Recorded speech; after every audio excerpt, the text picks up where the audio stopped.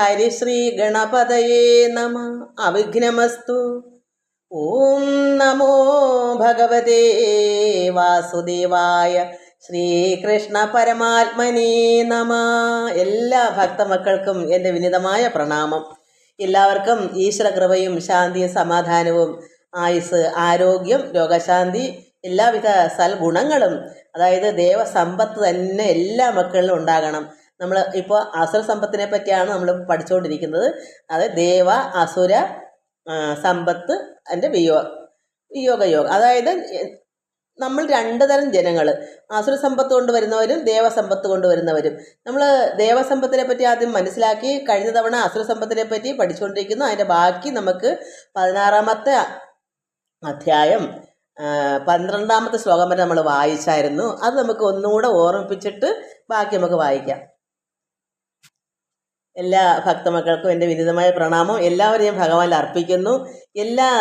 അതാണ് നല്ല സമ്പത്ത്, ദേവസമ്പത്ത്. നമ്മളെല്ലാവരും അങ്ങനെ ആയതുകൊണ്ടാണ്, അല്പമെങ്കിലും നമ്മൾ ഉള്ളതുകൊണ്ട് തന്നെയാണ് നമുക്ക് ഭഗവത്ഗീത നമുക്ക് നോക്കാനോ ഇതെടുക്കാനോ കേൾക്കാനോ നമുക്ക് തോന്നുന്നത്. ഇല്ലെങ്കിൽ ഇതെടുക്കില്ല, ആരും എടുക്കില്ല. അസുര സമ്പത്ത് എങ്ങനെ ഇത് തോന്നിക്കും? ഇങ്ങനെ സംഭവം ഉണ്ടെന്ന് പോലും അവർക്ക് അറിയത്തില്ല.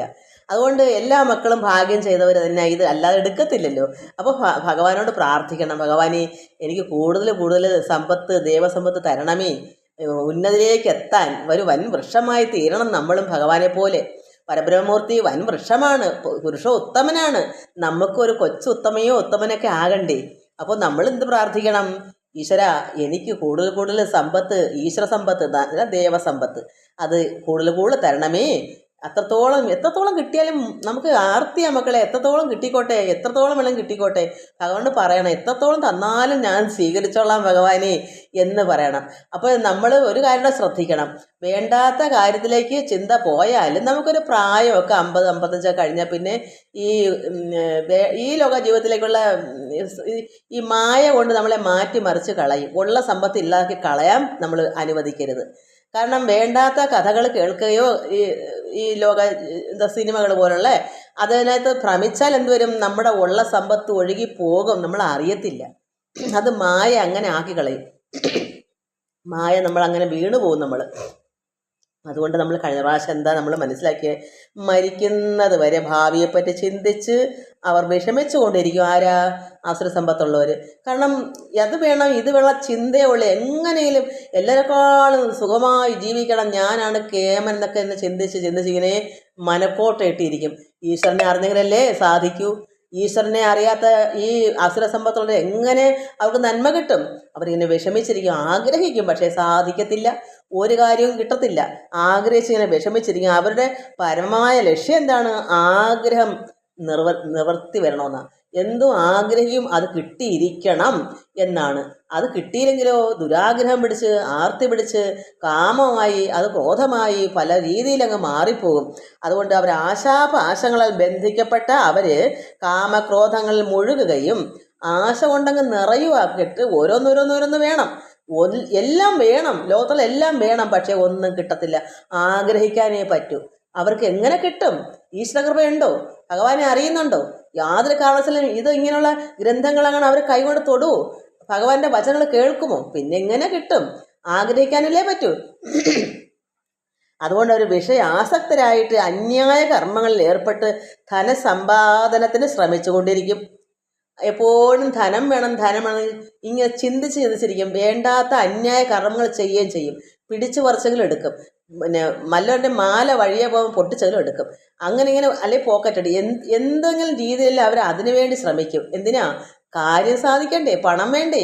എന്തുകൊണ്ടാണ് കിട്ടാത്തത്, ദൈവം കൊടുക്കാത്തത്? ഈശ്വരനെ അറിയത്തില്ല. ഈ ചിന്തയല്ലേ, ദുഷിച്ച ചിന്തയല്ലേ, കാമക്രോധാദികളായിരിക്കുന്ന ദുഷ്ചിന്തകളല്ലേ ഹൃദയം നിറച്ചിരിക്കുന്നത്. അതിനകത്ത് പരമാത്മാവായ ജീവാത്മാവ് ഉള്ളിലുണ്ടെന്ന് അവർക്ക് അറിയാമോ? ഈ സർവ്വ ജീവജാലങ്ങളും പരമേശ്വരൻ വസിക്കുന്നു, ജീവാത്മാവെ. ആ ജീവാത്മാവിനെ പൊതിഞ്ഞു വെച്ചിട്ടാണ് ഈ ദുഷ്ടചിന്തകളെല്ലാം കൂടെ ഹൃദയം നിറച്ചിരിക്കുന്നത്. പിന്നെ എങ്ങനെ തെളിവ് കിട്ടും? പ്രകാശിക്കൂ. അതിനെ അമ്മയ്ക്ക് വെച്ചേക്കോ ഇല്ലയോ ജീവാത്മാവിനെ? അപ്പോൾ ഈശ്വരൻ്റെ ആ ആത്മാവിനെ എല്ലാവരിലും ഉണ്ട്. ഇങ്ങനെയുള്ള ദുഷ്ടന്മാരെന്ത് ചെയ്യുന്നു? ഈ അസുര സമ്പത്തുകാർ അറിയുന്നില്ല, ഈശ്വരപ്രകാശമില്ല, അറിവില്ല, ഭക്തിയില്ല, എല്ലാം ഈ ദുഷിച്ച ചിന്തകളായുള്ള കർമ്മങ്ങൾ മാത്രമേ അവരുടെ കയ്യിലുള്ളൂ. നമ്മളിതാണ് കഴിഞ്ഞ പ്രാവശ്യം നമ്മൾ 12ാമത്തെ ശ്ലോകത്തിൽ വായിച്ചു. നമുക്കിന്ന് 13ഉം 14ഉം 15ഉം ശ്ലോകങ്ങൾ ഒന്നിച്ച് നമുക്ക് വായിച്ചിട്ട് അതിൻ്റെ സാരം എന്താണെന്ന് ഭഗവാൻ എന്താണ് പറഞ്ഞു തരുന്നത് നമുക്ക് നോക്കാം. ഇതെല്ലാം ഭഗവാൻ എത്രത്തോളം സ്നേഹത്തോടുകൂടി അർജുനന് കൊടുക്കുന്ന ഉപദേശമാണ്. നമ്മൾ എന്ത് ചിന്തിക്കണം? നമ്മളാണ് അന്നത്തെ അർജുനൻ എന്ന് കരുതണം. ഇന്ന് ഓരോരുത്തരും അർജുനന്മാരാണ്. ഭഗവാന് തരംതിരിവില്ല. അന്ന് കേൾക്കാൻ അർജുനന് മാത്രമേ സാധിച്ചുള്ളൂ, അല്ലെങ്കിൽ ഉദ്ധവർക്ക്. ഇങ്ങനെ ഭഗവാൻ ചിന്തിക്കും, ഇന്നാർക്ക് കൊടുത്താൽ അവർ കേൾക്കും, കേൾക്കുന്നവർക്കല്ലേ കൊടുക്കാൻ പറ്റൂ. ഇത് തന്നെ ആരാ ഇത് കൈകാര്യം ചെയ്യുന്ന? ആരുടെ കയ്യിലാണ് കിട്ടുന്ന? ഭഗവാൻ അറിയാം ആർക്ക് കൊടുക്കണമെന്ന്. അല്ല, ഞാൻ തീരുമാനിക്കുമല്ല, ഞാൻ എൻ്റെ കർമ്മം ചെയ്യുന്നു. ഭഗവാൻ പറഞ്ഞ് ജോലി ചെയ്യുന്നു. ഞാനൊരു ദാസി, അതൊരു ജോലിക്കാരി. അപ്പോൾ ഭഗവാനാ തീരുമാനിക്കുന്നത് ആരുടെ കയ്യിൽ എത്തണം. ആർത്തിയുള്ളവരുടെ കയ്യിൽ കിട്ടും, അല്ലാതെ എല്ലാവരുടെ കയ്യിൽ കിട്ടത്തില്ല. അപ്പോൾ അതുപോലെ ഭഗവാൻ എന്ന അർജുനന് കൊടുത്തെങ്കിൽ നമ്മളെല്ലാവരും ഇത് കേൾക്കുന്നവരൊക്കെ അർജുനന്മാരാണ്. അവർ ദൈവസമ്പത്ത് കൊണ്ട് വന്നിട്ടേ ഇത് കേൾക്കത്തുള്ളൂ. അതുകൊണ്ട് അങ്ങനെയുള്ള മക്കൾക്ക് ഞാൻ എന്താ പറയുക, ഈശ്വരനോട് ഒന്നുകൂടെ ഭഗവാനെ അവർക്ക് കൂടുതൽ സമ്പത്ത്, ദേവസമ്പത്ത് കൊടുക്കണമേ. ഈ അസുരൻ്റെ സമ്പത്തൊന്നും ഒരു കാരണവശാലും അവരുടെ ഉള്ളിൽ കയറല്ലേ. അതെല്ലാം ത്യജിച്ചു കളയണമേ. അഥവാ എന്തെങ്കിലും ഒരു അല്പ അസൂയോ അല്പ കുശുമ്പോ എന്തെങ്കിലും ഉണ്ടെങ്കിൽ പോലും അതിനെടുത്ത് തീർത്ത് നീക്കി കളയണമേ. കാരണം അവർ നല്ല സമ്പത്തോട് നിറയ്ക്കണമെന്ന് നമുക്ക് ഓരോരുത്തർക്കും പ്രാർത്ഥിക്കണം. 16ാമത്തെ അധ്യായം ദേവ അസുര സമ്പത്ത് വിഭാഗയോഗ. 16ാമത്തെ അധ്യായത്തിൻ്റെ 13ാമത്തെ ശ്ലോകം. ഇതമദ്യമയാലബ്ധം ഇമം പ്രാപ്സ്യേ മനോരഥം ഇതം അസ്തീത അഭീമേ ഭവിഷ്യതി പുനർധനം. 14ാമത്തെ അസൗമയാഹത ശത്രുർ ഹനിഷ്യേശാപരാനപി ഈശ്വരോഹം അഹം ഭോഗി സിദ്ധോ അഹം ബലവാൻ സുഖി.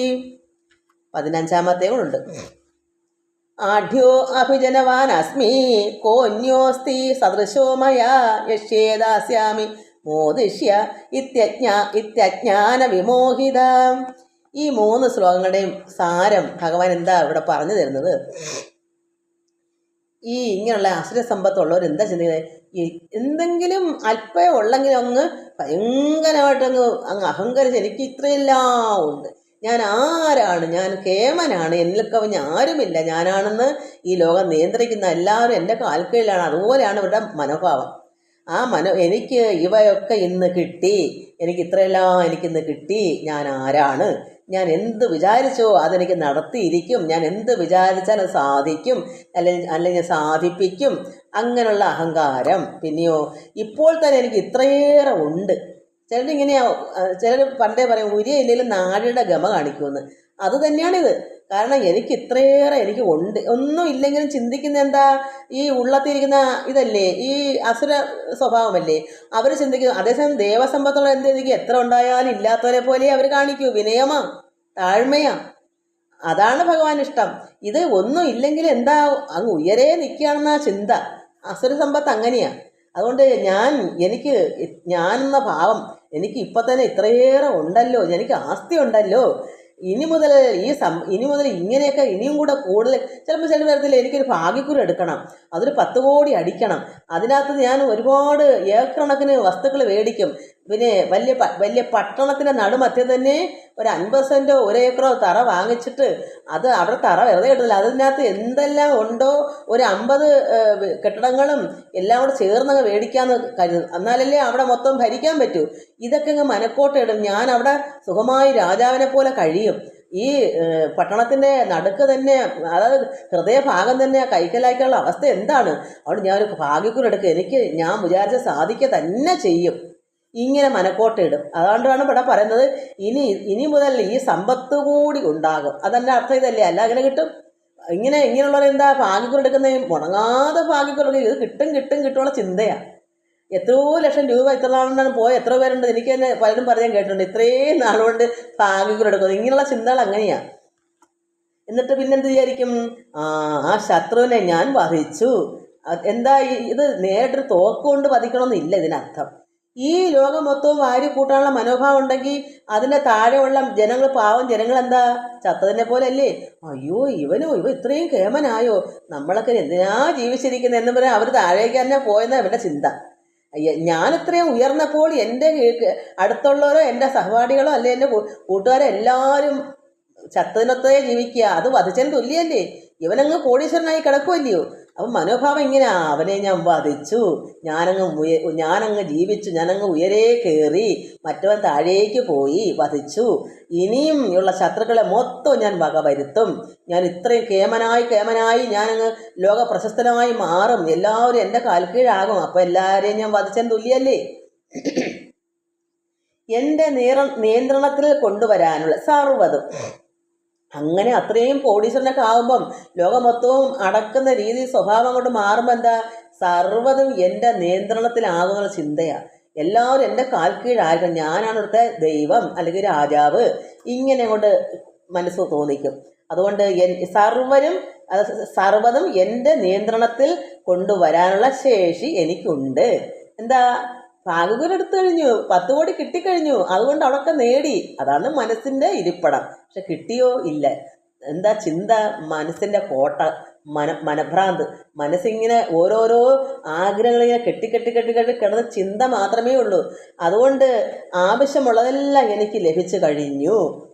ഭാഗ്യഗുരു എടുത്തിട്ടില്ല, അടിച്ചിട്ടില്ല, പക്ഷെ ചിന്ത എവിടം വരെ അങ്ങ് പോകും. ഇത് ഞാൻ ഒരു ഉദാഹരണം പറയാം. ഇങ്ങനെയുള്ള മനക്കോട്ട, ഇങ്ങനെ കിട്ടാത്തതിനെ കിട്ടി അങ്ങനെ അവർക്ക് കിട്ടാതെ വരുമ്പോൾ എന്ത് ചെയ്യും, അതങ്ങ് ക്രോധമായി, അതായത് അത്രമാത്രം ആസക്തി വരുത്തിട്ടാണ് പിന്നെ ആഗ്രഹം നശിച്ചു എന്ന് കാണുമ്പോഴാണ് പിന്നെ എന്തും കൽപ്പിച്ച് ആരെയും പിടിച്ചുപറിക്കാനും മോട്ടിക്കാനും അടികൂടാനും എങ്ങനെയും പിടിച്ചിറങ്ങനെ ഓടുന്നത്. അങ്ങനെയാണ് ആദ്യം ഇതൊക്കെയാണ് മനക്കോട്ട.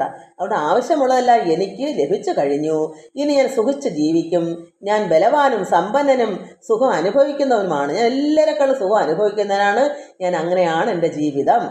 ആഹുജാത്യമുള്ള എനിക്ക് തുല്യനായ ആരാ ഉള്ളതോടെ, എനിക്ക് ആഹുജാത്യമുണ്ട്, എന്നെ വെല്ലാൻ ഇവിടെ ആരെങ്കിലും ഉണ്ടോ? എന്നിട്ടോ ഞാൻ എന്തൊക്കെ അവിടെ ചെയ്യാൻ പോകണമെന്ന് അറിയാമോ? ഞാൻ അനുഷ്ഠാനങ്ങൾ ഞാൻ നടത്തും, ഞാൻ ദാനധർമ്മങ്ങൾ ചെയ്യും. എനിക്ക് ഒരു 10 കോടിയോ അല്ലെങ്കിൽ 20 കോടിയോ കിട്ടിയെന്നിരിക്കട്ടെ, ഞാൻ 1 കോടി ചിലവാക്കി യജ്ഞങ്ങളോ ദാനധർമ്മങ്ങളോ കുറേ പേരെ ആകർഷിക്കും. ഇങ്ങനെ എല്ലാവരും കൊടുക്കുമ്പോൾ ഞാൻ കേമനാണെന്നല്ലേ എല്ലാവരും വിചാരിക്കൂ. ഞാൻ ഇത്രയെല്ലാം ചെയ്യുന്നില്ലേ, അവൻ ഇത്രയെല്ലാം എന്നുള്ള ഒരു മനോഭാവത്തിലാണ് ഈ കൂട്ടരിങ്ങനെയാണ്. അതെല്ലാം ഒക്കൂല നടക്കാതെ പോയി അവസാനം ഗത്യന്തരമില്ലാതെ കിടക്കുമ്പോഴാണ് മനസ്സ് ഭ്രമിച്ചിട്ടിങ്ങനെ ഈ ക്രോധമായിട്ട് വേണ്ടാത്തതൊക്കെ ചെയ്യുന്നത്. പിന്നെ ആദ്യം ഇതൊക്കെ ഇങ്ങനെ കൂട്ടി വയ്ക്കും. നമ്മളെന്ത് ചെയ്യണം, നമ്മൾ ദേവസമ്പത്ത് കൂട്ടി വയ്ക്കണം മക്കളെ. നല്ല സമ്പത്ത് എത്രത്തോളം കിട്ടാം, നല്ല ജ്ഞാനം, നല്ല കർമ്മങ്ങൾ എന്താണ് ചെയ്യേണ്ടത് അതൊക്കെ നന്മ എന്താണ്, ഏതിലാണ് നന്മ, അത് നമ്മൾ വാരി കൂട്ടി വെക്കണം ഹൃദയം നിറച്ച്. ഈ അസുരസമ്പത്ത് വാരി കൂട്ടിയാൽ അധപ്പതിച്ചു പോകുന്നത് പോലെ നമ്മൾ ദേവസമ്പത്ത് കൂട്ടിക്കൊണ്ടിച്ചാൽ നമ്മൾ ഉന്നതിയിലെത്തി ആ പരമപദം പ്രാപിക്കാം, നമുക്ക് സായുജ്യം പ്രാപിക്കാം. അതല്ലെങ്കിൽ പരമാത്മാവായ ജഗദീശന് അവതാരപുരുഷനായ കൃഷ്ണനിൽ തന്നെ ചെന്ന് ചേരാം, സാരൂപ്യങ്ങളും കിട്ടും. എന്തുകൊണ്ടാണ്, എങ്ങനെ കിട്ടും? അറിവ്, ജ്ഞാനം, അതായത് ഈശ്വരൻ അറിവാകുന്നു. അറിവ് അറിഞ്ഞെങ്കിൽ മാത്രമേ നമുക്ക് ഇതൊക്കെ മനസ്സിലാക്കാനുള്ള ത്രാണിയും കിട്ടൂ. ഏത് ചെയ്യണം ഏത് ചെയ്യണ്ട എന്ന് നമുക്ക് മനസ്സിലാക്കാൻ കഴിവ് കിട്ടും. അപ്പോൾ അസുരസമ്പത്ത് കൊണ്ടുവരുന്നവർ അത് തന്നെ കൊണ്ടുവന്ന് നരകാബ്ധിയിലേക്ക് പോകും, താഴേക്ക് അധപ്പതിച്ചു പോകും, ഒരിക്കലും കരകയറില്ല, ജനിച്ചും മരിച്ചും ഇങ്ങനെ കിടക്കത്തേ ഉള്ളൂ. അതേസമയം ദേവസമ്പത്താണെങ്കിലോ ഉയരെ എത്തുന്നതോറും നമുക്ക് ഭഗവാങ്കൽ തന്നെ അടുക്കാൻ പറ്റും, ഈശ്വരനെ അറിയാൻ പറ്റും, നാം ആരാണെന്ന് അറിയാൻ നമുക്ക് തന്നെ ജ്ഞാനം ഉണ്ടാകും, നമുക്ക് ആത്മസുഖം അനുഭവിക്കാൻ പറ്റും. അപ്പോൾ ഇങ്ങനെയാണ് അസുരസമ്പത്തുള്ളവർ. ഞാൻ നന്നായി ഇതൊക്കെ ദാനധർമ്മങ്ങൾ ചെയ്യും, ഞാൻ യജ്ഞാനുഷ്ഠിക്കും, ഞാൻ ആമോദം അനുഭവിക്കും, ഞാൻ അത്രമോദം സന്തോഷിക്കും.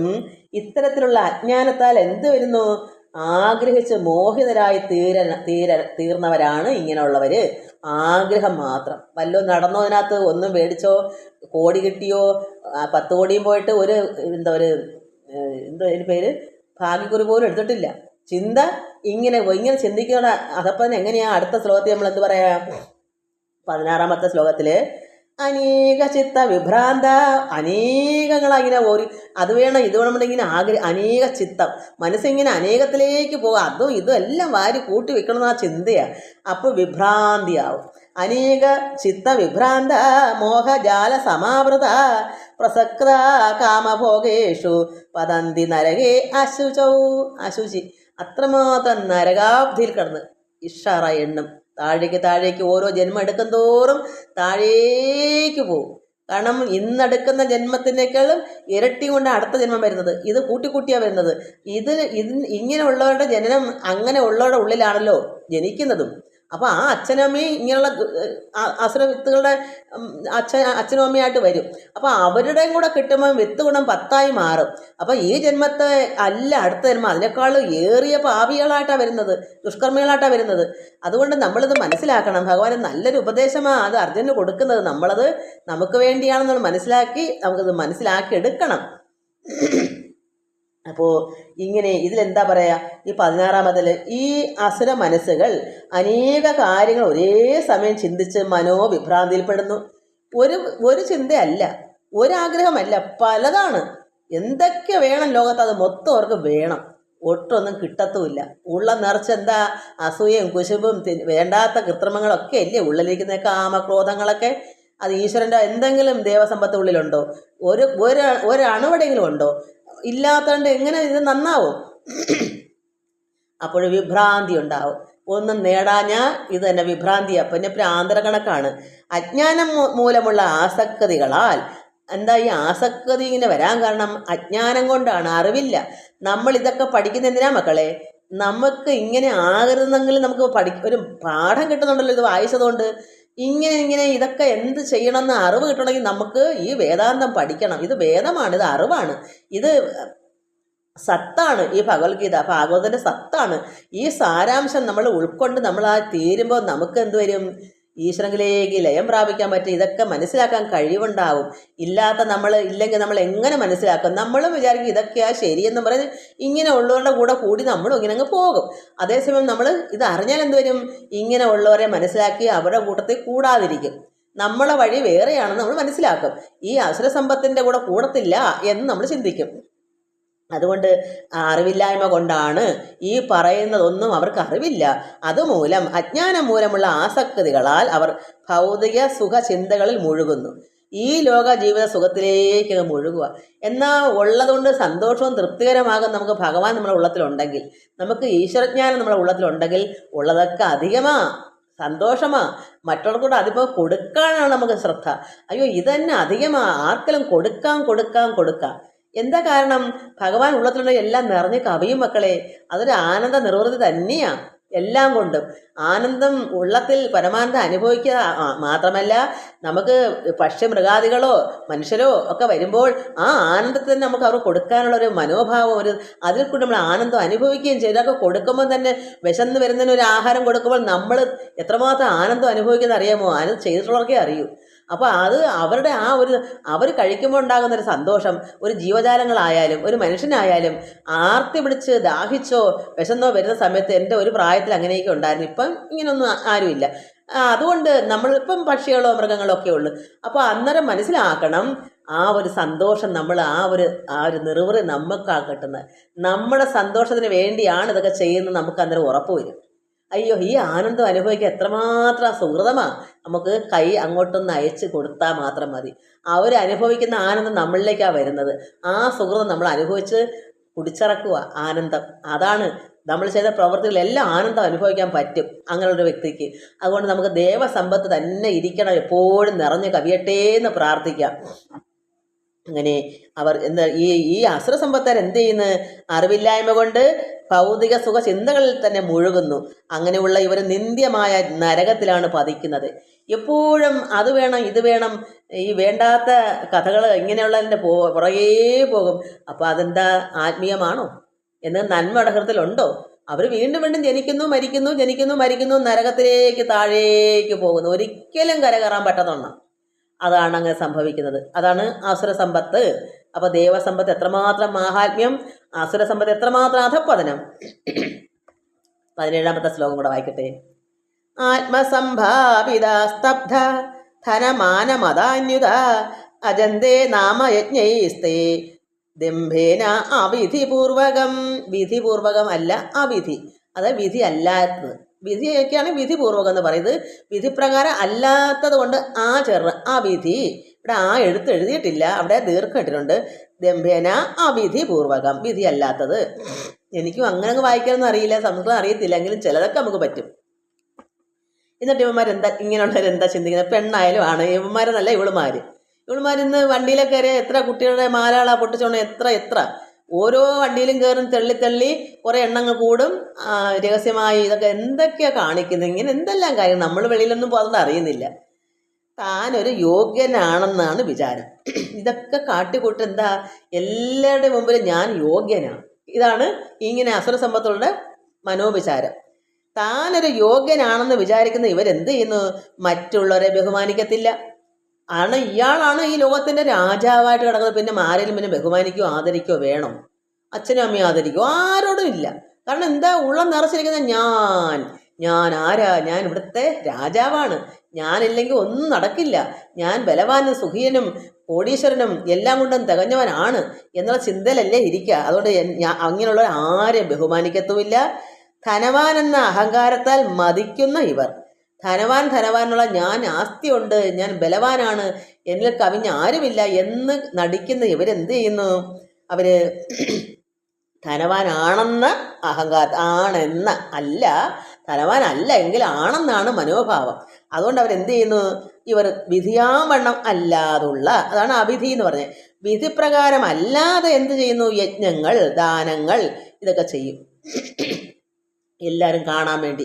അയ്യോ ഇന്നടത്ത് ഇന്നാരോ, അയ്യോ അത് ആ ഒരു യജ്ഞം നടത്തി, അല്ലെങ്കിൽ അവർ 10-100 എത്രയോ പേർക്ക് അന്നദാനം നടത്തി, എന്തൊക്കെയോ കുറേ പേർക്ക് വസ്ത്രദാനം ചെയ്ത്, ഇങ്ങനെയൊക്കെ പേരെടുക്കാൻ വേണ്ടി, ജനങ്ങളെ കാണിക്കാൻ വേണ്ടി അങ്ങനെയുള്ള കാര്യങ്ങൾ ചെയ്യണം എന്നൊക്കെ അവർ ചിന്തിക്കും. ഇതും അവരുടെ മനസ്സിൻ്റെ വിചാരങ്ങളാണ്. എനിക്ക് ഇത്രയെല്ലാം കോടികളുണ്ടാകണം, ധനവാനാകണം, ഞാൻ അങ്ങനെ ഇങ്ങനെയേ എല്ലാവരും വധിക്കും, ഭഗവത്ത് എൻ്റെ കാൽ കീഴാക്കും സർവത്തിന്, എന്നിട്ടോ ഞാൻ നല്ല യജ്ഞങ്ങൾ നടത്തി, പിന്നെ ദാനങ്ങൾ ചെയ്ത് എല്ലാവരെയും കാണിക്കും. ഇതൊക്കെ സ്വഭാവം ഇങ്ങനെ കിടക്കും. അതുകൊണ്ട് ഇവർ വിധിപ്രകാരമല്ലാതെ യജ്ഞം ചെയ്യുന്നവരാണെന്ന് മറ്റുള്ളവരെ കാണിക്കാൻ വേണ്ടി മാത്രമാണ് ചെയ്യുന്നത്. അപ്പോൾ ഇന്ന് ഒരുപാട് പേര് അങ്ങനെ ഉണ്ട്. ഇതുപോലെ കാണിക്കണം എന്നുള്ള ചിന്തിക്കുന്നവരുണ്ട്. എന്താണ്, കീർത്തിക്ക് വേണ്ടി ചെയ്യുന്നവരുണ്ട്. എന്തെങ്കിലും ജനങ്ങളുടെ മുമ്പിൽ ഇതൊക്കെ മനസ്സിലാക്കി ഞാൻ ഇന്നാര് അങ്ങനെയൊക്കെ കാണിക്കുന്നവരുണ്ട്, കാണിക്കാൻ വേണ്ടി ചെയ്യുന്നതുണ്ട്. ഇവ ഒരു ദാനം ചെയ്യുന്നത്, ചിലർ വലത്തെ കൈ കൊണ്ട് കൊടുക്കുന്നത് ഇടത്തേക്ക് അറിയില്ലെന്നൊക്കെ പറയുന്നെങ്കിലും ചില കാര്യങ്ങളെന്നാൽ അറിയാഞ്ഞാലും പറ്റില്ല. ചില കാര്യങ്ങൾ അറിഞ്ഞാലേ മറ്റുള്ളവർ അയ്യോ അങ്ങനത്തെ കാര്യമുണ്ടോ എന്നാൽ നമുക്കും കൊടുക്കണം. ഒരുപാട് പേരുടെ സഹായം വേണ്ടി വരും. അപ്പോൾ ഒരാൾ കൊടുത്താൽ എത്ര ആവാനാ? അപ്പോൾ ആ കൊടുക്കുന്ന കാണുന്ന അനുസരിച്ച് മറ്റുള്ളവർ കൊടുക്കുകയും ചെയ്യും. അതൊരു നല്ല കാര്യമാണ്. എന്നാൽ അല്ലാത്ത ചില കാര്യങ്ങളുണ്ട്, അത് ഒരു കൈ കൊണ്ട് കൊടുക്കുന്ന അടുത്ത കൈ അറിയരുതെന്നാണ് പറയുന്നത്. അതുകൊണ്ട് ഇത് കാണിക്കാൻ വേണ്ടി ഞാൻ ദാനങ്ങൾ ചെയ്യും, യജ്ഞങ്ങൾ ചെയ്യും, ഞാൻ ആഭിജാത്യമുള്ളവനാണ് എന്നൊക്കെ മറ്റുള്ളവരെ കാണിക്കാൻ വേണ്ടിയാണ് ഈ അസുര സമ്പത്തുകാർ ചെയ്യുന്നത്. 18ാമത്തെ ശ്ലോകം.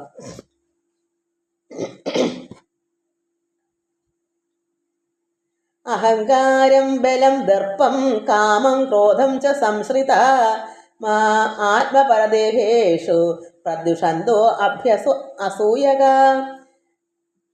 അഹങ്കാരം ബലം ദർപ്പം കാമം ക്രോധം ച സംശ്രിത ആത്മപരദേഹേഷു പ്രദ്യുഷന്തോ അസൂയക. അഹങ്കാരം ബലം എല്ലാം നിസ്സാരമെന്ന ഭാവം, എല്ലാം നിസ്സാരമാണ്. ഞാൻ അങ്ങ് ഭയങ്കരനാണ്, ഇതൊക്കെ വേറെ നിസ്സാരം. ചിലർ വലിയ കേമത്തിൽ എന്തെങ്കിലുമൊക്കെ ചെയ്ത് കാട്ടിക്കൂട്ട് മറ്റുള്ള കാണുന്നവർ ഇതൊക്കെ എനിക്കെന്താ നിഷ്പ്രയാസമല്ല, ഞാനിതിനപ്പുറത്തൊക്കെ ചെയ്യുന്ന ആളാണ് എന്നുള്ള ഒരു രീതി കാണിക്കുമല്ലോ. അതെന്താ? ഈ അഹങ്കാരം കൊണ്ടാണ്. അഹങ്കാരവും ബലവും ഇതൊക്കെ കൊണ്ട് എന്ത് വരുന്നു? എല്ലാം നിസ്സാരമെന്നൊരു ഭാവം.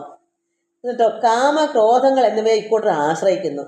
ഇങ്ങനെ എല്ലാം എനിക്കിതൊക്കെ നിസ്സാരമാണ്, ഞാൻ ഇതൊക്കെ ഇതിൻ്റെ അപ്പുറത്തും ചെയ്യുന്നവനാ, ഞാൻ അങ്ങനെ ഇങ്ങനെ എന്നൊക്കെ കാണിച്ചിട്ടോ കാമവും ആഗ്രഹത്തിൻ്റെ അങ്ങേയറ്റം മൂർച്ഛിച്ച് വരുന്ന ഭോഗസുഖങ്ങൾ, അങ്ങനെയുള്ള ആ കാമങ്ങളോ അതുപോലെ ക്രോധങ്ങളായി ഇവരെയാണ് ഇവർ ആശ്രയിക്കുന്നത്. കാമവും ക്രോധമൊക്കെ വേറൊന്നും അവരിൽ ഇല്ല. കാരണം അവരിങ്ങനെ ആഗ്രഹിച്ച് മനക്കോട്ട് ഇടത്തേ ഉള്ളൂ. ഒരു ഭാഗ്യത്തിൽ എടുക്കുമെന്നും 10 കോടി കിട്ടുമെന്നും എല്ലാവരെയും ഞാൻ എൻ്റെ കാൽ കീഴാക്കുമെന്നൊക്കെ ചിന്തിച്ച് മനക്കോട്ട കെട്ടി വെക്കത്തേലുള്ളൂ. എല്ലാം നടക്കുന്ന സംഭവമാണോ? അസുര സമ്പത്തുകൾ ഇങ്ങനെ ചിന്തിച്ചങ്ങ് വയറ് നിറയ്ക്കും. ഒരു കൂനെ അങ്ങ് കൂട്ടും. അതുകൊണ്ട് മറ്റെല്ലാവരും നിസ്സാരക്കാരാണെന്നും എനിക്കിതൊക്കെ നിഷ്പ്രയാസം ഇതൊക്കെ കാട്ടിക്കൂട്ടാം, എനിക്കിതൊക്കെ വെറും നിസ്സാരമാണ്. അതുകൊണ്ട് കാമക്രോധങ്ങൾ എന്നിവയെ ഇക്കൂട്ടർ വളരെ വളരെ ആശ്രയിക്കുന്നുണ്ട്. കാരണം എന്താ? എന്തും കിട്ടുന്നത് പോരാ, അങ്ങ് ഇതിനു വേണ്ടി കിടക്കുമല്ലയോ ആഗ്രഹങ്ങളെ പുറകെ. അപ്പോൾ പിന്നെ എപ്പോഴും കാമങ്ങളല്ലേ. ആ കാമങ്ങൾ നിറവേറ്റാതെ വരുമ്പോൾ പിന്നെ അവർ ക്രോധമായി വരത്തില്ലേ? അതിൽ വിഭ്രാന്തി വരുന്നത്. എന്നിട്ടോ മറ്റുള്ളവരുടെ അഭ്യുന്നതിയിൽ ഇവർ അസൂയാലുക്കളായിരിക്കും. നമുക്ക് ഇപ്പം മറ്റുള്ളവരുടെ എന്ന് വെച്ചാൽ അവർ നോക്കുമ്പോൾ ഇത്രമാത്രം അസുരന്മാരുടെ സ്വഭാവമുള്ളവർ മറ്റു ജനങ്ങൾക്ക് ഉന്നതി, അതായത് മേൽഗതി, നന്മ, ഈ നന്മ ഉണ്ടെങ്കിൽ അവർക്ക് നല്ല കാലം, നല്ല അത്യുന്നത ഈ പറയുന്ന വ്യക്തിയെക്കാളും ഉയർന്നു പോകുന്നൊരു ഒരു അയൽക്കാരൻ തന്നെ ആകട്ടെ, ഈ ഞാനിപ്പം അസുര സമ്പത്ത് കൊണ്ട് വന്നതാ, എനിക്ക് ആരും നന്നാവുന്ന ഇഷ്ടമല്ല, മറ്റുള്ളവരാൾ നന്നായാലോ എനിക്ക് അസൂയാണ്. അതാണ് മറ്റുള്ളവരുടെ അഭ്യുന്നതിയിൽ, വളർച്ചയിൽ ഇവർ അസൂയാലുക്കളായിരിക്കും. കാരണം ആരും നന്നാവുന്നവർക്ക് ഇഷ്ടപ്പെടത്തില്ല. ഇവരാണ് കേമന്മാർ. പിന്നെ മറ്റുള്ളവർ നന്നായി അവർക്ക് ഇഷ്ടപ്പെടൂ. അപ്പോൾ എന്ത് വരും? അസൂയ, കുശുമ്പ്, പിന്നെ അത് വഴക്കും വയ്യാവലിയും. അടുത്തെങ്ങാണോ ഉള്ളവരാണെങ്കിൽ എപ്പോഴും പിന്നെ എന്ത് വേണേലും അത് തന്നെ നോട്ടം. അയ്യോ അവനിങ്ങനെ വളരുന്നോ, ഞാനല്ലേ വലിയവൻ, എന്നെക്കാളും വലിയവൻ ആരെങ്കിലും ഉണ്ടോ? അതുകൊണ്ട് എന്താ? അസൂയ. മറ്റുള്ളവർ നന്നാവാൻ ഇവർക്ക് താല്പര്യമില്ല, ഉയരാൻ ഇഷ്ടമില്ല. അവിടെ എല്ലാം അസൂയാലുക്കളാണ്. യഥാർത്ഥത്തിൽ എന്താണ് ഈ മറ്റുള്ളവരിലും ഈ പറഞ്ഞ അസുര സമ്പത്തുള്ളവരിലും ഉള്ളത്തിൽ വസിക്കുന്നത് ആരാണ്? ഈശ്വരൻ്റെ അംശമായ, പരമാത്മാവിൻ്റെ അംശമായ ജീവാത്മാവാണ്. ഈ ജീവാത്മാവ് ഈ അസൂയം കുശുമ്പെല്ലാം കണ്ട് ഉള്ളത്തിനകത്ത് ഇരുന്ന് ദുഃഖിക്കാനല്ലേ പറ്റൂ? ഈ വാസന കൊണ്ടിരിക്കാനല്ലേ പറ്റൂ? ആ വാസന കൊണ്ടല്ലേ വീണ്ടും ജനനം എടുക്കുന്നത്. അപ്പോൾ ഇത് അനുഭവിക്കുന്നവരാ? ആ ജീവാത്മാവ്. നമ്മളെല്ലാവരിലും ഉള്ളത് തന്നെയാണ് ആ പറഞ്ഞ വ്യക്തിയിലും ഉള്ളത്. അപ്പോൾ ആരെയാ ഈ ആളിങ്ങനെ ദുഷിക്കുന്നത്? കാമം, ക്രോധം, മറ്റുള്ളവരെ നിന്ദിക്കുക, അസൂയ, ഇതൊക്കെ ചെയ്യുന്നത് ആരാ? ഉള്ളത്തിരുന്ന് കാണുന്ന ഈ പരമാത്മാവിനെ തന്നെയാ. കാരണം എന്താ? അന്യ ആളിലിരിക്കുന്നതും ഈ ജീവാത്മാവ് തന്നെയാ, ഈ ദുഷിക്കുന്നവൻ്റെ ഉള്ളത്തിലിരിക്കുന്നതും ജീവാത്മാവ് തന്നെയാ. എല്ലാം പരമാത്മാവിൻ്റെ അംശമാണ്. അപ്പോൾ ഇവൻ തന്നെയാണ്, അവനെ തന്നെയാണ് അവൻ ദുഷിക്കുന്നവൻ അറിയുന്നില്ല. എന്നിലിരിക്കുന്ന ജീവാത്മാവ് അന്യനിലിരിക്കുന്ന ജീവാത്മാവും ഏക ആത്മാവിൻ്റെ അംശങ്ങളാണ്. അപ്പോൾ ഞാൻ വേറൊരുത്തനെ ദുഷിച്ചാൽ, അവനെ അസൂയപ്പെടുത്തിയാൽ, ഞാൻ എന്നെ തന്നെയാണ്, എൻ്റെ ജീവാത്മാവിനെ തന്നെയാണ് ഞാൻ അസൂയപ്പെടുത്തുകയും നിന്ദിക്കുകയും ചെയ്യുന്നതെന്ന് ഇവൻ അറിയുന്നില്ല. അത് പരമാത്മാവ് കൃഷ്ണൻ പറയുന്നു, അവനെ തന്നെ നിന്ദിക്കുകയാണ്, അവനെ തന്നെ അവൻ ദുഷിക്കുകയാണ്. അത് അവൻ അറിയുന്നില്ല. എന്താ കാരണം? അവന് അറിവില്ല, അജ്ഞാനിയാണ്. ഭഗവാൻ അറിയാം. പരമാത്മാവ് കൃഷ്ണൻ പറയുന്നു, അവൻ പരമാത്മാവിനെ തന്നെ, ആ സത്യത്തെ തന്നെ, ആ ജഗദീശനെ തന്നെയാണ് അവൻ നിന്ദിക്കുന്നത്. കാരണം ഇവിടെ പറയുന്നു, ഈ യഥാർത്ഥത്തിൽ ഈ അസുര പ്രകൃതികൾ, ഇങ്ങനെയുള്ള അസുര സമ്പത്ത് കൊണ്ട് വന്നവർ അന്യരുടെയും അവരുടെയും, അപ്പം മറ്റുള്ളവരുടെയും അവൻ്റെയും തന്നെയും, അപ്പം അന്യരുടെയും അവരുടെ തന്നെയും ദേഹങ്ങളിൽ, എല്ലാവരുടെ ഉള്ളത്തിലും, അത് ജീവപ്രാണികളിലുണ്ട്. അവർക്ക് പക്ഷേ ജീവപ്രാണികൾക്കൊന്നും അറിയില്ലല്ലോ. മൃഗങ്ങൾക്ക് എന്തറിയാനാ? അത് ജീവാത്മാവാണോ പരമാത്മാവിൻ്റെ അംശമാണോ എന്ന് അവർക്കറിയില്ല. പക്ഷേ നമുക്ക് മനുഷ്യർക്കും അറിയാമല്ലോ. ദേവസമ്പത്ത് കൊണ്ടുവന്നവർക്ക് എന്തായാലും അറിയാം. പക്ഷെ ഈ വിവരമില്ലാത്ത അജ്ഞാനിത അറിയുന്നില്ല. പക്ഷെ ഭഗവാൻ പറയുന്നു, ഈ യഥാർത്ഥത്തിൽ ഈ അസുര പ്രകൃതികൾ അന്യരുടെയും അവരുടെ തന്നെയും ദേഹങ്ങൾ, അത് ഈ ദുഷ്ടനായിരിക്കുന്നവൻ്റെ ഉള്ളിലും മറ്റന്യ ആൾക്കാരുടെ ഉള്ളത്തിലും ആരാ സ്ഥിതി ചെയ്യുന്ന? എന്നെ, അതായത് പരമമായ സത്യത്തെ ദേഷിക്കുകയും നിന്ദിക്കുകയാണ് ചെയ്യുന്നത്.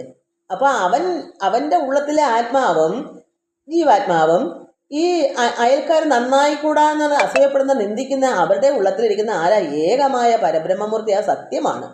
ആ സത്യത്തെ തന്നെയാണ് അവൻ നിന്ദിക്കുകയും ദുഷിക്കുകയും ചെയ്യുന്നവൻ അറിയുന്നില്ല. അതാണ് ഈശ്വരൻ ഏകനല്ലേ, എല്ലാവരും അതല്ലേ കുടികൊള്ളുന്നതും. അതുകൊണ്ട് നമ്മൾ ദേവസമ്പത്തുള്ള എന്ത് വിചാരിക്കും? നാം നമ്മെ തന്നെയാണ് ദേഷിക്കുന്നത്. അന്യനിലും ഞാൻ തന്നെ, എന്നിലിരിക്കുന്ന ഞാൻ തന്നെ, അതിലും സർവ്വ ജീവപ്രാണികളിലും അത് തന്നെയാണെന്ന് ഈ ദേവസമ്പത്തുള്ളവർ അങ്ങനെ മനസ്സിലാക്കി പഠിച്ചു വെച്ചേക്കുക. നമ്മൾ കുറേ ആൾ പഠിക്കുന്നുണ്ടല്ലോ. അപ്പം നമ്മൾ ആരെയും ദുഷിക്കൂ, അസൂയപ്പെടുത്തൂ? കാരണം നാം നമ്മെ തന്നെ, അതിലും നാമല്ലേ ഇരിക്കുന്നത്. ആ ഉള്ളത്തിൽ ജഗദീശ്വരനല്ലേ എന്നിലും അതിലെല്ലാം ഇരിക്കുന്നത്. അപ്പം ഞാൻ ജഗദീശ്വരൻ എന്നിലും ഉണ്ടെങ്കിൽ ആ ജഗദീശ്വരൻ, ആ സത്യമായ പരബ്രഹ്മത്തെ അല്ലേ നമ്മൾ നിന്ദിക്കുന്നതും അസൂയപ്പെടുത്തുന്നതും, അല്ലെങ്കിൽ ഉപദ്രവിക്കുന്നതും, അല്ലെങ്കിൽ മോഷ്ടിച്ച് അവരിൽ നിന്ന് പിടിച്ചു പറിക്കുന്നതും. ഇതൊക്കെ ചെയ്യുന്നത് അവനെ തന്നെയാണ്. എന്തുകൊണ്ട് അവനത് അറിയുന്നില്ല? അവനെ തിരിച്ചറിയാത്തത് കൊണ്ടാണ്. നാം നമ്മെ തിരിച്ചറിയുന്നതെങ്കിൽ നമ്മൾ ചെയ്യില്ല. അതാണ് ഞാൻ ആരാണെന്ന് തിരിച്ചറിയണം. നാം ആരാണ്, നമ്മൾ ആരാന്ന് തിരിച്ചറിഞ്ഞാൽ നമ്മൾ ആരെയും ദ്രോഹിക്കത്തില്ല, ആരോടും കുശുമ്പ് കാണിക്കത്തില്ല. എന്താ കാരണം? ഞാൻ തന്നെയാണ് ആ വ്യക്തി, അത് ഞാൻ തന്നെയാണ്, അതും ഇതും എല്ലാം ഒന്നാണ്.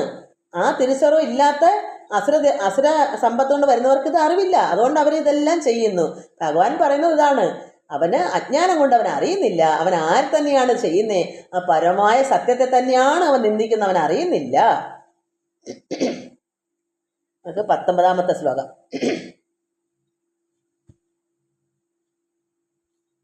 താനഹം ദിഷത ക്രൂരാൻ സംസാരേഷു നരാധമാൻ ശിവാമ്യജസ്രാശുഭാൻ ആസുരീഷ്യേവ യോനിഷു.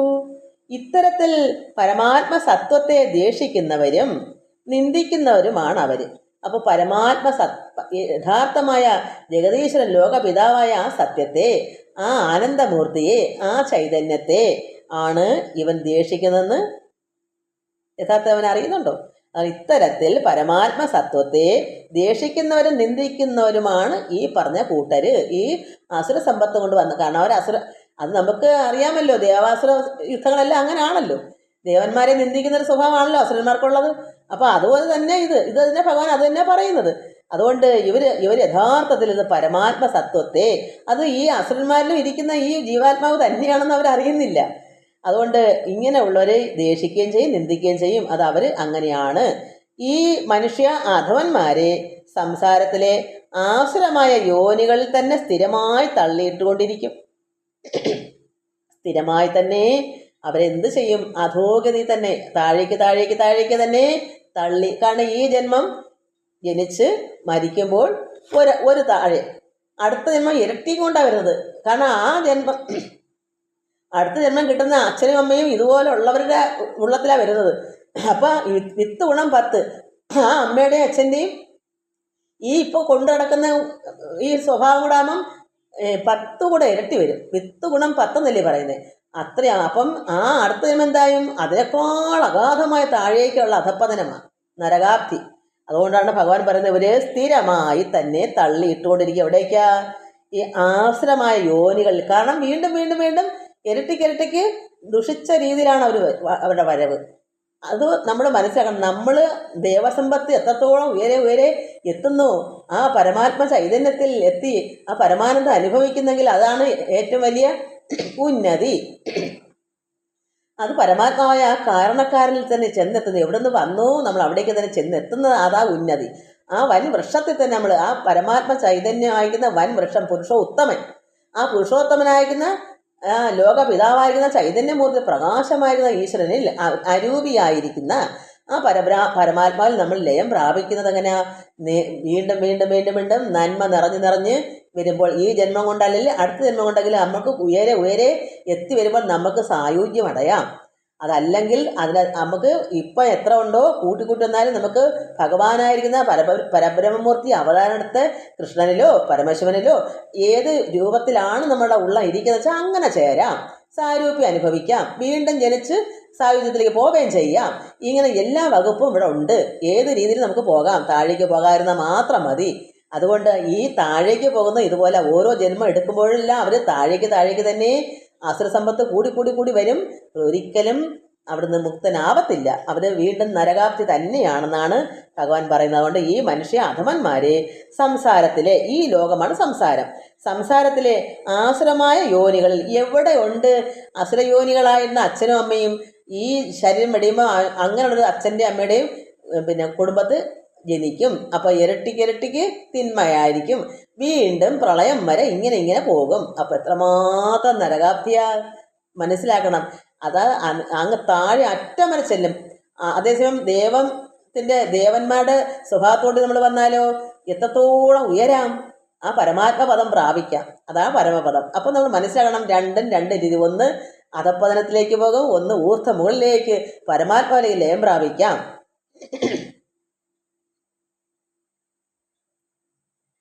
നമുക്ക് 20ാമത്തെ ശ്ലോകം ഒന്ന് വായിച്ചിട്ട്, ആസുരീം യോനിമാപന്ന മൂഢാ ജന്മനി മാ അപ്രാപ്യൈവ കൗന്ദേയ തതോ യാന്ത്യധമാംഗതിം.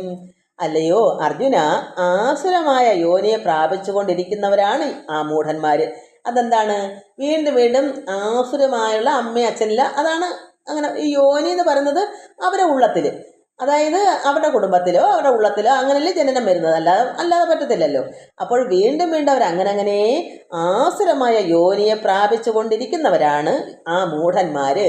അങ്ങനെയുള്ള രക്ഷാർത്ഥങ്ങളുടെ ഉള്ളത്തിലേ വരത്തുള്ളൂ. അവർക്ക് ഞാനെന്ന പരമാത്മ സത്യത്തെ പ്രാപിക്കാനാവില്ല. ഞാനെന്ന കൃഷ്ണൻ പറയുന്നു, ഞാനെന്ന, അപ്പോൾ പരമാത്മാവാണ് ഞാൻ. അപ്പോൾ എന്താ അവിടെ പരമാത്മാവിൻ്റെ ആ സത്യം കൃഷ്ണൻ പറയുന്നു ഞാൻ എന്ന. അപ്പോൾ ഭഗവാന്റെ ഉള്ളത്തിൽ ആരാ ഉള്ളത്? പരബ്രഹ്മമൂർത്തിയാണ്. അത് കൃഷ്ണന്റെ രൂപമാകുന്ന വ്യക്തിയിലല്ല ഭഗവാൻ പറയുന്നത്, ഞാൻ എന്ന. അപ്പോൾ അത് ജഗദീശ്വരൻ ലോക പിതാവായിരിക്കുന്നതാണ് ഞാൻ, എല്ലാവരിലും ഉണ്ടാ ഞാൻ. അതുകൊണ്ട് ഭഗവാൻ പറഞ്ഞു അവർക്ക് ഞാൻ എന്ന പരമാത്മ സത്യത്തെ പ്രാപിക്കാനാവില്ല. അപ്പോൾ ലോകപിതാവാകുന്ന അരൂപിയായിരിക്കുന്ന നിർഗുണ ബ്രഹ്മത്തിൽ, അതാണ് എൻ്റെ അർത്ഥം. കൃഷ്ണനാണ് ഇവിടെ പറയുന്നത്. കൃഷ്ണൻ ഇവിടെ ഗുരുവായി നമുക്ക് ഒരു ഗുരു ഉപദേശം തരുവാണ്. ആ പരമാത്മാവ് തന്നെയാണ് അവതാരം എടുത്തേക്കുന്നത്. അതുകൊണ്ട് കൃഷ്ണനെന്ന് നിങ്ങൾ വിചാരിക്കരുത്. അതിനാണ് ഭഗവാൻ എടുത്തു പറയുന്നു ഞാൻ എന്ന പരമസത്യത്തെ. അപ്പോൾ അതാരാണ് പരമസത്യം? ലോകപിതാവ്, പരമാത്മാവ്, അല്ലെങ്കിൽ നിർഗുണ ബ്രഹ്മമെന്നോ അതിനെ ആത്മാവെന്നോ പരമാത്മാവെന്നോ സത്യമെന്നോ പ്രകാശമെന്നോ സ്നേഹമെന്നോ ആനന്ദമെന്നോ ഒക്കെ നമുക്ക് പറയാം. അതാണ് ആ ഒരു അവതാരമാണ് ഇവിടെ കൃഷ്ണൻ എടുത്തേക്കുന്നത്. അതുകൊണ്ട് കൃഷ്ണൻ പറഞ്ഞു ഞാനെന്ന ആ പരമ സത്യത്തെ പ്രാപിക്കാൻ, ആ പരമാത്മാവെന്ന സത്യത്തെ പ്രാപിക്കാൻ അവർക്ക് ആവത്തില്ല. അവർക്ക് എങ്ങനെ കിട്ടും? വീണ്ടും വീണ്ടും ജനിച്ചും മരിച്ചും വന്നാലും അവർ ആ അസുര സ്വഭാവം മാറത്തില്ല. അതുകൊണ്ട് ഒരിക്കലും അവർക്ക് ആ സത്യത്തെ തിരിച്ചറിയാനും പറ്റത്തില്ല, അവിടെ പ്രാപിക്കാനും പറ്റത്തില്ല. അവർ ഓരോ ജന്മം കഴിയും തോറും കൂടുതൽ കൂടുതൽ അധോഗതിയെ പ്രാപിക്കുന്നു. ഓരോരോ ജന്മം എടുത്തു വരും തോറും അധോഗതി തന്നെയാണ്. നമ്മൾ എന്ത് ചിന്തിക്കണം? ഇപ്പോൾ ഇത്രയും കേൾക്കുമ്പോൾ ഭഗവാൻ ഉന്നതിയിരിക്കുന്ന വൻ വൃക്ഷത്തിലേക്ക്, നമുക്ക് ആ പരമാത്മാവായ ജഗദീശ്വരനിലേക്ക് നമുക്ക് എത്തപ്പെടണം, ആ കാരണമൂർത്തിയിലേക്ക്. അപ്പോൾ നമ്മൾ ഉന്നതി എത്തണമെങ്കിൽ ഈ ജന്മം കൊണ്ടൊത്തില്ലേ അടുത്ത ജന്മം എടുക്കുന്നതോറും ആ പരബ്രഹ്മപദം, ആ പരമാനന്ദം അനുഭവിക്കത്തക്കൊണ്ട് നമ്മൾ ഉയരെ പൊക്കോണ്ടിരിക്കണം. അതിന് എന്ത് ചെയ്യണം? ഈ ജന്മം കിട്ടിയ അച്ഛനും അമ്മയും പോരാ, നമുക്ക് പറ്റിയ അച്ഛനും അമ്മയും അടുത്ത ജന്മം വേണം. അതിനുവേണ്ടി നമ്മുടെ സൽക്കർമ്മങ്ങൾ, ഇത് ഗുണങ്ങൾ കൂട്ടിക്കൊണ്ട് വരുമ്പോൾ നല്ലൊരു യോനി, നല്ലൊരു കുടുംബത്ത്, നല്ലൊരു ബ്രഹ്മജ്ഞാനി, ബ്രഹ്മത്തെ അറിയുന്ന, കർമ്മം കൊണ്ടും ജന്മം കൊണ്ടും ബ്രാഹ്മണനാണെങ്കിൽ അത്രയും നല്ലത്. അങ്ങനെയാണെങ്കിൽ അങ്ങനൊന്നും വേണമെന്നില്ല. ഒരു ഏത് ജന്മവാസനയിലും കർമ്മം കൊണ്ട് ബ്രഹ്മജ്ഞനാവാമല്ലോ. അതുകൊണ്ട് അങ്ങനെ ഭയക്കണ്ട. എന്നാലും ഈശ്വരനെ അത്രത്തോളം ബ്രഹ്മത്തെ അറിഞ്ഞ ഒരു ബ്രഹ്മജ്ഞാനിയുടെ ഒരു കുടുംബത്തിൽ നമുക്കൊന്ന് അച്ഛൻ്റെ അമ്മയുടെ മകളോ മകനുമായിട്ട് നമുക്ക് ജനിക്കുമ്പോൾ ഈ പറഞ്ഞ ആ പരമപദം നമുക്ക് എത്താൻ പറ്റും. അതിന് നമ്മൾ പ്രയത്നിക്കുക. നമ്മളിത് പഠിക്കുന്ന അതിനല്ല, താഴേക്ക് അധപ്പതിച്ചിൽ പോകാനല്ല. അസുര സമ്പത്ത് ഇങ്ങനെയാണെന്ന് പഠിച്ചാലേ നമുക്കൊരു വെപ്രാളം വരും. ഒരു ഭഗവാനെ അങ്ങനെയാണെങ്കിൽ എനിക്ക് തിന്മ ഞാൻ കാണില്ല, കേൾക്കില്ല, പ്രവർത്തിക്കില്ല, മനസ്സുകൊണ്ടോ വാക്കുകൊണ്ടോ പ്രവർത്തിക്കൊണ്ടോ ഒന്നും എനിക്ക് അങ്ങനെ ചിന്തിക്കാനോ ഒരു അസൂയ കുശുമ്പോ ഒന്നും വേണ്ട. അപ്പോഴോ ഏറി നന്മ കൊണ്ട് നിറയ്ക്കാം. അപ്പോൾ നമുക്ക് പരമപദം പ്രാപിക്കാനുള്ള എല്ലാ ഏടാകൂടങ്ങളും നമ്മളെ ഉള്ളത്തിൽ നമ്മൾ പ്രവർത്തിച്ചുകൊണ്ടിരിക്കണം. അപ്പോൾ നല്ലൊരു ജന്മം ജനിക്കണം, നല്ലൊരു അച്ഛനമ്മയുടെയും ഉള്ളത്തിൽ വരണം. എല്ലാവർക്കും ഇത്രത്തോളം മനസ്സിലായി കാണുമെന്ന് വിചാരിക്കുന്നു. ഇത് നല്ലൊരു കാര്യമല്ലേ ഭഗവാന്റെ ഉപദേശം അതിന് കൊടുക്കുന്നത്? നമുക്കിത് അങ്ങനെ ആകണ്ടേ? അല്ലെങ്കിൽ നമ്മളെങ്ങനെ അറിയും? അപ്പോൾ നമ്മളിതൊക്കെ പഠിക്കാതെ നമ്മൾ എങ്ങനെ അറിയും? അതുകൊണ്ട് എല്ലാ മക്കളും വിചാരിക്കൂ, ഉള്ള സമ്പത്ത് എത്രത്തോളം ഉണ്ട് അതിനെ കളയുകയും ചെയ്യരുത്. അതിനെ കൊണ്ടുവരാനും എന്താണ് നമുക്കിനി ഇല്ലാത്തതിനെ കൂടെ ഒപ്പിക്കണം. നമ്മളിൽ എന്താ വേണ്ടാത്തത് എന്തെങ്കിലും ഉണ്ടെങ്കിൽ അതിനെ കഴുകി കളയണം. അതെങ്ങനെ കഴുകിക്കളയാൻ പറ്റും? ഭഗവാനോട് അഭയമായിട്ട് പ്രാർത്ഥിക്കണം. ഭഗവാനെ, കൃഷ്ണ, നാരായണ, എൻ്റെ ഉള്ളത്തിലെ വേണ്ടാത്ത ചിന്തകളുണ്ടെങ്കിൽ കഴുകി പോണേ. അതിനെന്ത് വേണം? പ്രാർത്ഥിക്കണം, നാമസങ്കീർത്തനങ്ങൾ ചൊല്ലണം. ഒരു നേരമെങ്കിലും